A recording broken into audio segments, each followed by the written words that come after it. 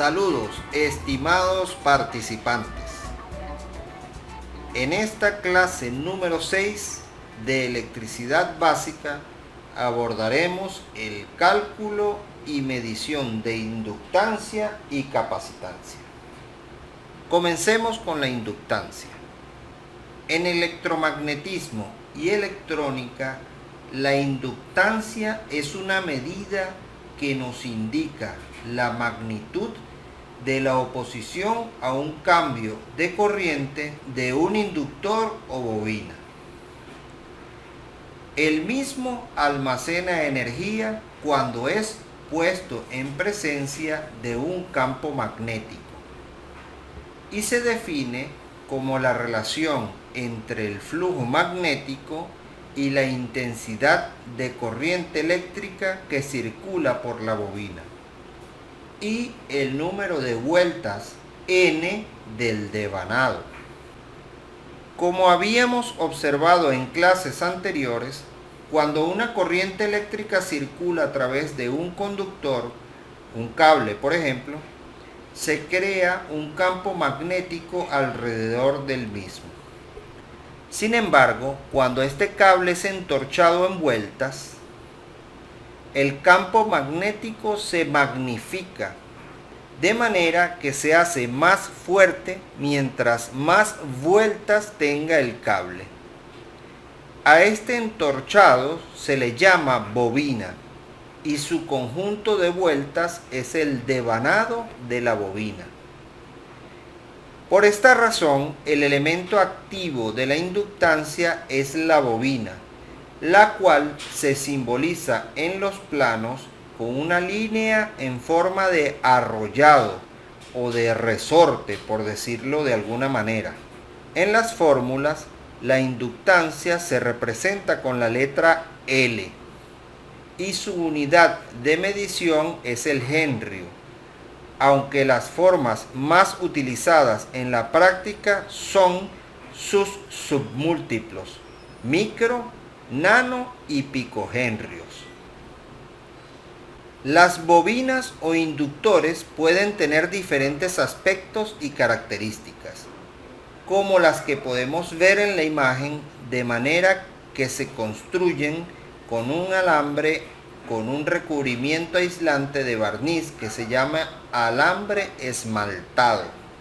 El centro sobre el cual es entorchado el devanado se le denomina núcleo y puede ser de un material ferroso o de aire. Es muy importante que el cable con que se construye una bobina sea esmaltado, ya que esto obligará a que la corriente circule en el sentido del devanado, al no haber continuidad directa entre una vuelta y otra. Las bobinas, como dispositivo, tienen muchos usos y utilidades eléctricas. Por ejemplo, en esta placa electrónica podemos ver que están presentes en diferentes etapas y funciones del circuito, bien sea como elemento filtrante de la corriente, como estabilizador o como parte inductora de un transformador de corriente. Las bobinas o inductores son frecuentemente utilizadas en circuitos eléctricos y electrónicos. Uno de los usos más convencionales es cuando se aprovecha su campo magnético para utilizarla como un electroimán, de manera que al ser energizada, este campo atraiga un conjunto de contactos que se cierran y permiten el cierre de un circuito eléctrico de mayor potencia, cumpliendo la función de un interruptor controlado eléctricamente.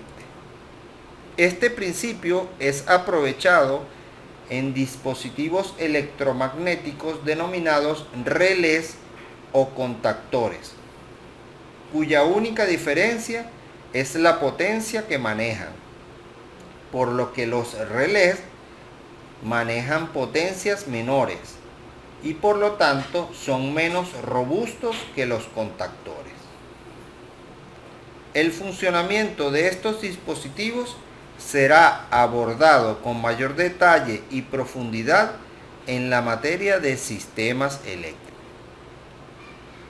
Otro dispositivo eléctrico donde se aprovechan las propiedades electromagnéticas de las bobinas es en los motores eléctricos.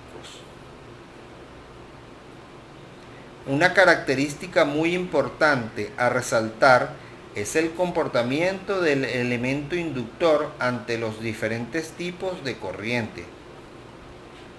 Para el caso de la corriente alterna, las bobinas se oponen a la frecuencia, debido a su oposición natural a los cambios de corriente.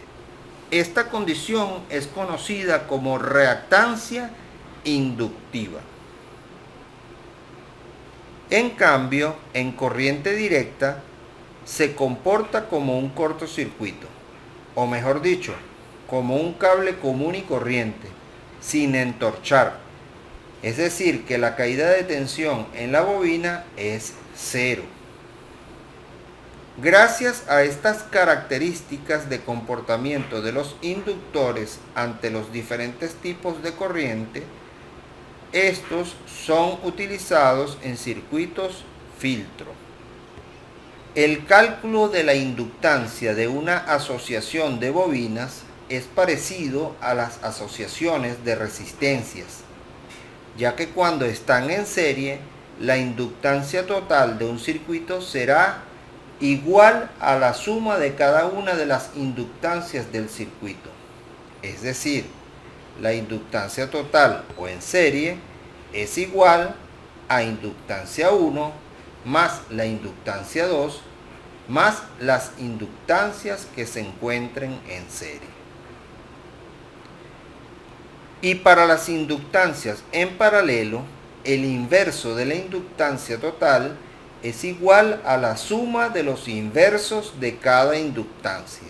Es decir, que para pares de bobinas en paralelo, la inductancia equivalente será igual a la inductancia 1 por la inductancia 2 sobre la inductancia 1 más la inductancia 2. Otra propiedad eléctrica de los materiales cuando se combinan en una configuración determinada es la capacitancia. La capacitancia eléctrica es la propiedad que tienen los cuerpos para mantener una carga eléctrica. La capacitancia también es una medida de la cantidad de energía eléctrica almacenada para un potencial eléctrico dado, es decir, un voltaje determinado.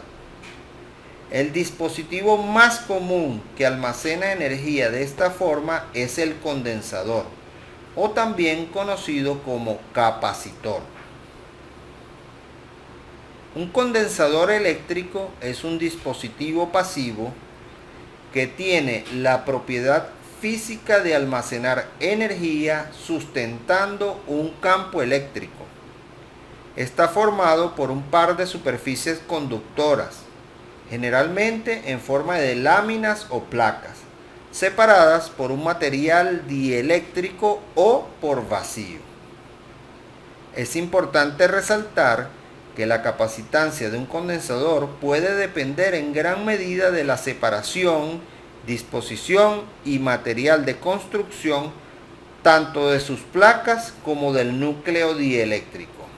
Esta propiedad es aprovechada para la fabricación de diferentes núcleos o disposición de ellos en cuanto a su cantidad, para variar la capacitancia de un condensador. Más adelante veremos un ejemplo de esta condición presente en el área aeronáutica. Por esta razón, el símbolo utilizado para representar a un condensador en un esquema eléctrico es este, que representa sus capas separadas. Físicamente, un condensador puede tener muchos aspectos y tamaños. los cuales están principalmente relacionados con la configuración de los materiales con que están construidos, con la potencia que manejen y con su propia capacidad de almacenamiento o capacitancia. E internamente puede estar constituidos por múltiples elementos y materiales, pero que básicamente cumplen el principio de las dos placas separadas por un núcleo dieléctrico. De acuerdo a la construcción y finalidad de los condensadores, existen condensadores polarizados que deben ser conectados cuidadosamente positivo con positivo y negativo con negativo para no dañarlos, y que son comúnmente llamados condensadores electrolíticos. Y los no polarizados, que pueden ser conectados indiferentemente a la polaridad de la fuente de alimentación y que no poseen ningún tipo de marca que identifiquen sus terminales. Otra característica importante a tomar en cuenta en los condensadores es que, de acuerdo al material con que se fabrique su núcleo, comúnmente se suelen clasificar, como por ejemplo condensadores de papel, de cerámica, de poliéster, poliestireno, policarbonato, tántalo, mylar, mica, etc. En la tecnología aeronáutica es común utilizar un tipo de condensador cilíndrico para medir la cantidad de combustible en los tanques de las aeronaves. Básicamente está conformado por dos cilindros concéntricos como el azul y el rojo de la imagen, y que están separados por el combustible presente en el tanque, como podemos observar en la representación gráfica de la derecha. Por lo cual, si hay más o menos combustible, entonces su capacitancia variará, lo cual se puede constatar eléctricamente de manera de establecer una relación directa con la cantidad de combustible y que sea representada directamente en litros o libras en el indicador de cabina respectivo. Físicamente viene siendo de esta manera, donde el cilindro exterior azul sería el tubo de la izquierda y el cilindro interno, rojo en el dibujo, que sería la segunda placa, tiene el aspecto de la imagen de la derecha. Y sería algo como podemos observar en esta imagen del desarmado de un sensor de cantidad de combustible de un avión Super King 200.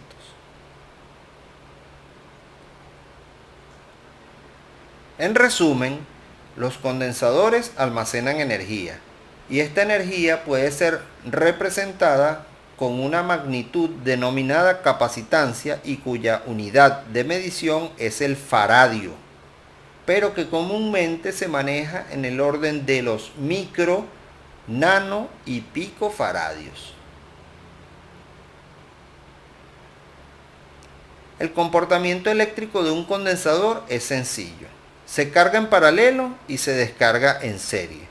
Por lo tanto, si configuramos un circuito eléctrico con una fuente de alimentación X en paralelo con el condensador, este se cargará siempre y cuando la diferencia de potencial entre sus polos sea mayor a la contenida en él, o hasta que llegue al máximo de su capacidad. Ahora, si conectamos una carga en serie, el condensador se descargará sobre ella cada vez que su voltaje almacenado esté por encima del de la fuente. Basados en este principio, podemos afirmar entonces que en corriente continua el condensador se comporta como un circuito abierto una vez que se ha cargado, es decir, que no permitirá el paso de la corriente eléctrica. y en corriente alterna cumple con ciclos de carga y descarga de acuerdo a cómo vaya aumentando y disminuyendo la diferencia de potencial entre sus terminales por la alternancia de la corriente. Para aprender a calcular las capacitancias equivalentes, vamos a revisar el comportamiento de los condensadores en asociaciones.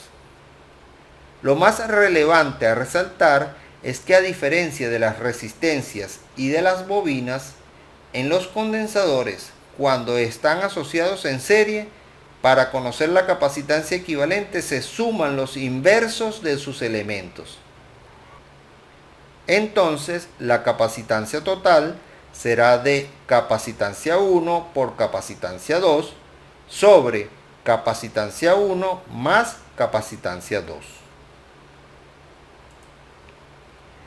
Y en asociaciones de condensadores en paralelo es más sencillo calcular la capacitancia equivalente, ya que solamente se suman las capacitancias de cada elemento que conforma la asociación. Así, la capacitancia total será igual a la capacitancia 1 más la capacitancia 2 más cada una de ellas.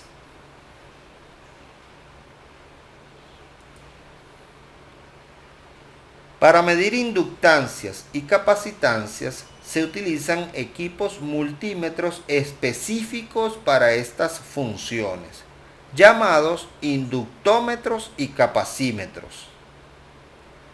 Aquí pueden observar un par de modelos de estos. El de la izquierda tiene las dos funciones, mientras que el de la derecha es solo capacímetro. Dicho esto, hemos llegado al final de esta interesante lección, esperando que haya sido de su máximo provecho y aprendizaje. Muchas gracias por su atención y nos vemos en la próxima clase.